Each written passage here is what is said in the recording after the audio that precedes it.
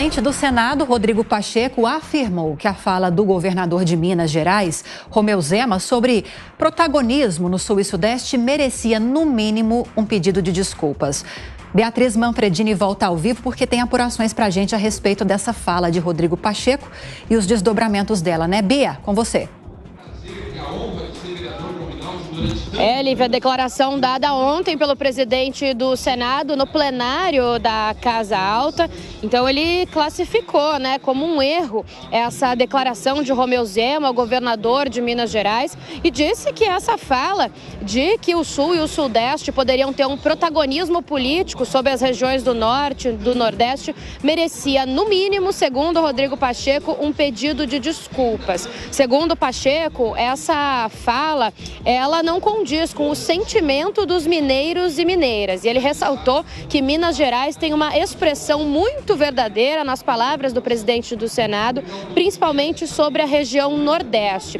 De acordo com Pacheco, não cabe nenhuma manifestação sobre esse assunto que seja de índole discriminatória, separatista e que isso deve ser rechaçado por todas as autoridades e parlamentares. Então, críticas duras feitas, pelo presidente do Senado, Rodrigo Pacheco, ao governador de Minas Gerais, Romeu Zema, depois, então, dessa fala dele sobre o protagonismo político do Sul e Sudeste. Lívia, Thiago.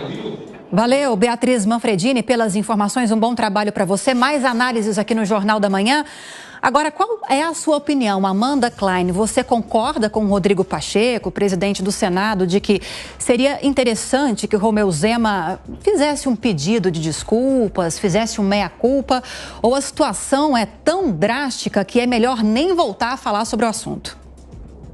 Ele já devia ter feito isso, viu, Lívia? Porque ele criou uma celeuma desnecessária, impressionante o número de autoridades, inclusive pessoas que apoiavam o governo anterior, que são de direita. Até o Gilson Max, que foi ministro do Turismo de Jair Bolsonaro, se posicionou nas redes sociais para defender o Nordeste, porque aí cria aquela coisa muito bairrista, cada um defende a sua região, a sua população, o seu público, o seu eleitor. O que o Zema disse do consórcio Sul e Sudeste é absolutamente legítimo que os estados dessas regiões do país também formem o seu consórcio e defendam seus interesses, alinhem a agenda. O que não é legal é quando ele se posiciona, uma frase dele pegou muito mal, dizendo que as vaquinhas que produzem muito acabam pagando por aquelas que produzem menos, comparando uma região com vaquinhas. É uma comparação completamente descabida, porque revela uma fala preconceituosa, paroquial, infeliz e pior, como alguém que se coloca já desde agora como herdeiro da direita, como possível sucessor de Jair Bolsonaro, já que ele está inelegível em 2026. E ele vai precisar dos votos de todo mundo, ele não vai ser presidente só ou candidato a presidente, imaginando que ele realmente seja, até porque ele já está no seu segundo mandato como governador, a não ser que ele saísse para senador, mas se ele sair candidato a presidente, ele vai precisar dos votos do Norte e do Nordeste também.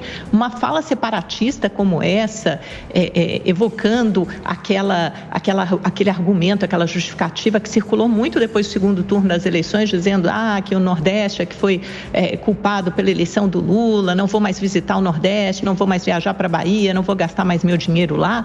É uma das coisas mais infelizes e mais preconceituosas. E quando você tem um governador endossando esse tipo de pensamento, é muito ruim.